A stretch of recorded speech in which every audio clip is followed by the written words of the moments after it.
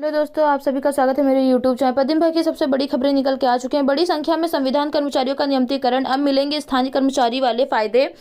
सरकारी विभागों और संस्थाओं के में काम करने वाले हजार आउटसोर्स संविधान और तथार्थ कर्मचारियों के लिए एक बड़ी खुशखबरी आई है। कई राज्य सरकार ने इन कर्मचारियों के नियमितीकरण की प्रक्रिया शुरू कर दी है। इससे लाखों कर्मचारियों को नौकरी की सुरक्षा और बेहतर सुविधाएं मिलेंगी।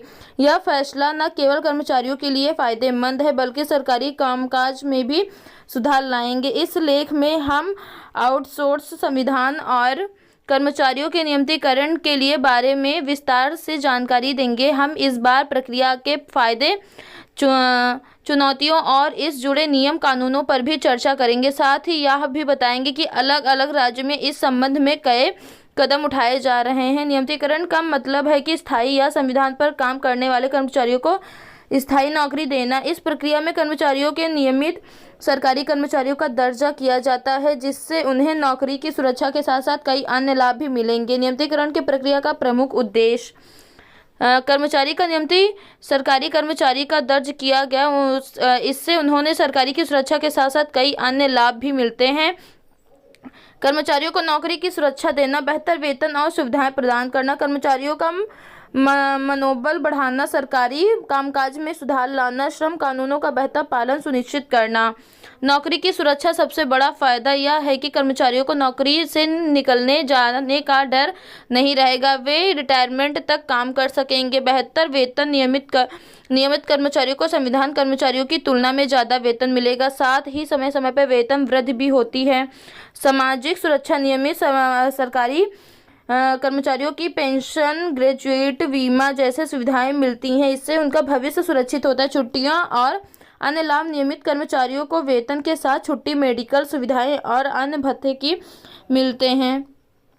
कर्मचारियों को पदोन्नति और बेहतर पदों पर जाने के अवसर मिलते हैं। कर्मचारियों का मनोबल, स्थायी नौकरी मिलने से कर्मचारियों का मनोबल बढ़ता है और वे बेहतर काम करते हैं। सरकारी कामकाज में सुधार, अनुभवी कर्मचारी के नियमित होने से सरकारी कामकाज में सुधार आता है।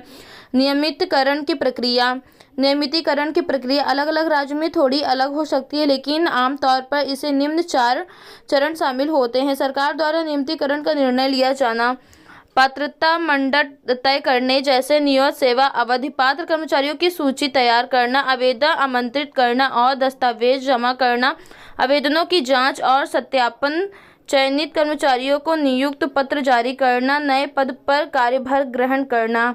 कई राज्य सरकार ने आउटसोर्स और संविधान कर्मचारियों के नियमितीकरण की प्रक्रिया शुरू कर दी है।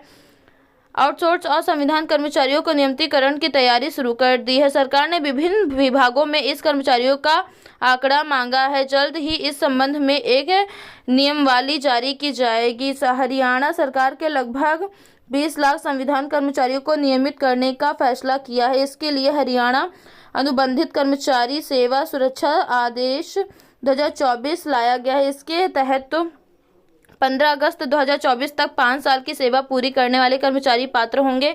कर्मचारियों को नियमित पद के समान वेतनमान मिलेगा। डीए में बढ़ोतरी के साथ वेतन में भी वृद्धि होगी। सालाना वेतन वृद्धि का प्रावधान होगा।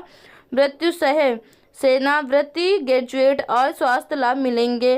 कर्नाटक में भी संविधान कर्मचारियों को नियमितीकरण की मांग उठी है। हालांकि राज्य सरकार ने अभी तक इस पर कोई ठोस फैसला नहीं लिया है। श्रमिक संगठन CITU ने मुख्यमंत्री को एक ज्ञापन सौंपा है, जिससे नियमितीकरण को रोकने वाले सरकार ने अभी तक इस पर कोई ठोस फैसला नहीं लिया है। श्रमिक संगठन CITU मुख्यमंत्री को एक ज्ञापन सौंपा दिया, जिससे नियमितीकरण को रोकने वाले प्रावधान को हटाने की मांग की गई है। ओडिशा में आउटसोर्स कर्मचारी संघ ने सरकारी आउटसोर्स कर्मचारियों के नियमितीकरण और लाभ के विस्तृत की मांग की है। संघ ने इस संबंध में सरकार को एक ज्ञापन सौंपा है। नियमितीकरण की प्रक्रिया में कई कानून पहलुओं का ध्यान रखना पड़ेगा। आगे की जानकारी के लिए मेरे चैनल को लाइक एंड सब्सक्राइब करना।